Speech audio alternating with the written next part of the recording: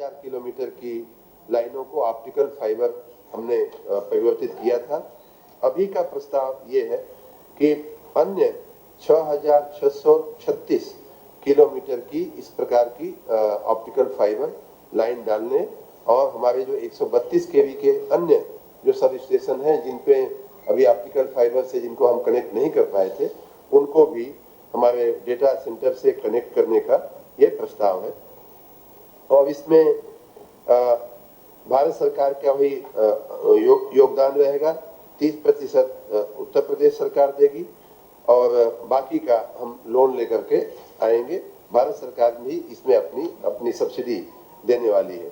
इसके बनने से हमारा जो डाटा है उसका जो ग्रिड का कंट्रोल होता है कि कब कहाँ पावर कितना चाहिए, कितना हम दे रहे हैं, कितना यूज हो रहा है, किस सब स्टेशन पे कितना पावर गया, कितना वहां से आगे गया, इसका रियल टाइम डेटा हमारे स्टेट लेवल डेटा सेंटर में रहेगा। स्काडा के द्वारा जो डाटा का फ्लो होता है उसमें हमें सुविधा बनेगी और पूरी जो बिजली का जो ग्रिड है उसका हम बेहतर व्यवस्थापन कर पाएंगे। इस प्रकार का ये पूरा प्रोजेक्ट 359 करोड़ रुपए का है, जिसमें 151 करोड़ रुपया भारत सरकार देगी सब्सिडी के रूप में और बाकी का जैसा मैंने कहा कि 30% उत्तर प्रदेश सरकार लगाएगी और 70% हम लोन से करेंगे। इसका एक और बढ़िया पासा ये है कि जो पिछले दिनों में ऑप्टिकल फाइबर लाइनें लगी थी उसका पिछले 1 साल में हमने थोड़ा कमर्शियलाइजेशन भी करने की कोशिश की, जिसमें बिजली के डेटा के उपरांत जो बची हुई जो उसमें ऑप्टिकल फाइबर में जो लाइनें होती हैं उनको हमने टेलीफोन के कंपनियों को दे करके कुछ रेवेन्यू भी कमाने का हमने प्रयास किया है और कुल 200 अभी तक की जो लाइनें हैं उनमें 260 करोड़ रुपए के लिए अनुबंध हमारा हुआ है। उसमें से लगभग 69 करोड़ रुपया तो हमको मिल भी चुका है।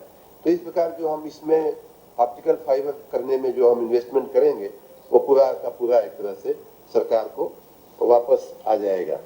अगला प्रस्ताव हमारा नगर विकास विभाग का था।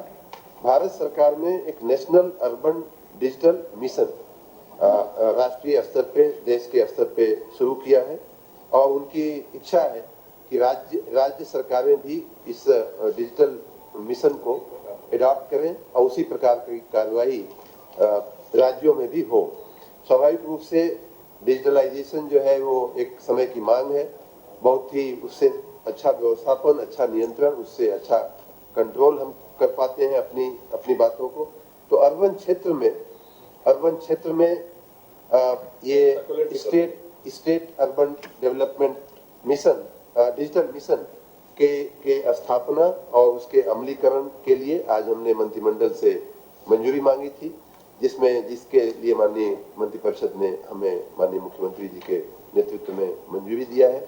इसके होने से कुल मिलाकर के पूरे अर्बन सेक्टर का डिजिटल गवर्नेंस या ई गवर्नेंस के क्षेत्र में हम काफी स्ट्रांग हो जाएंगे और जनता को जो मिलने वाली सेवाएं हैं, जैसे मैं बहुत दिन से मेरे मन में ये इच्छा रही है कि जैसे आदमी रेलवे का टिकट पहले खिड़की पे जाता था, जहाँ का टिकट मांगता था वहाँ का मिल जाता था, अब घर बैठे बैठे जहाँ का टिकट चाहता है वो बुक कर लेता है। वैसे ही आपको जन्म का प्रमाण पत्र हो, मृत्यु का प्रमाण पत्र हो, अपनी प्रॉपर्टी का प्रमाण पत्र हो, ये भी हम नगर पालिकाओं में या नगर निगमों में क्यों नहीं दे सकते। तो इसको आगे बढ़ाने के लिए ये डिजिटल मिशन बहुत काम आएगा और उसके चलते हम अपनी पूरी व्यवस्थाओं को डिजिटल उससे जोड़ देंगे और रियल टाइम पे हम जो भी डेटा हम चाहेंगे वो हमें मिल जाएगा। इसके चलते ईज ऑफ लिविंग में, ईज ऑफ डूइंग बिजनेस में और हमारी जो अपनी आंतरिक जो हमारे निकायों की जो अपनी व्यवस्थाएं होती हैं उनको भी सुचारू रूप से चलाने में बहुत मदद मिलेगी। भारत सरकार इस साल के लिए 22-23 में हमें 12.5 करोड़ रुपया इसमें देने वाली है।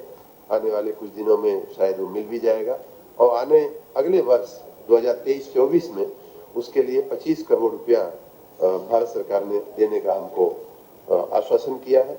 इसमें एक सोसाइटी की रचना की जाएगी और माननीय मुख्य सचिव जी के अध्यक्षता में एक 10 सदस्यीय एक उच्चाधिकार समिति भी बनेगी जो इस पूरी व्यवस्था का संचालन करेगी। अगला प्रस्ताव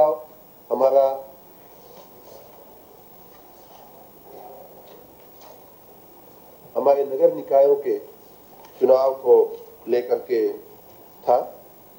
आपको याद है कि 5 दिसंबर 2022 को हम लोगों ने नगर निकायों के चुनाव के संबंध में आरक्षण